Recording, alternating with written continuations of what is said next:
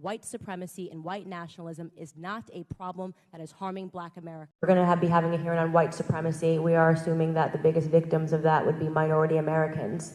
And presumably this hearing would be to stop that and to make sure that we can preserve the lives of minority Americans, which, and based on the hierarchy of what's impacting minority Americans, if I had to make a list of 100 things, white nationalism would not make the list.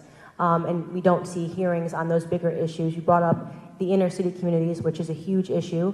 Black on black crime, the breakdown of family, I think is the #1 thing that's contributing to that.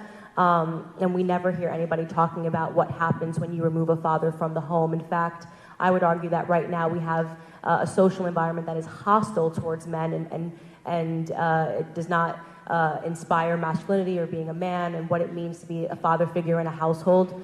And black on black crime is a huge issue in America right now, but people don't like to talk about that. It seems as, well, let's talk about the smaller issues and not the big issues that are facing Black America. We saw this same sort of a narrative in 2016 when police brutality became at the forefront of the discussion. And if you were paying attention to politicians, you would have thought that if you were a Black American, you couldn't walk outside without being shot by a police officer, when in fact, you had a higher chance of being struck by lightning as a Black American in 2016 than being shot unarmed by a police officer. You said it wouldn't make the top 100 of the things that you're concerned about as a Black American, concerned about Black communities in America. What would?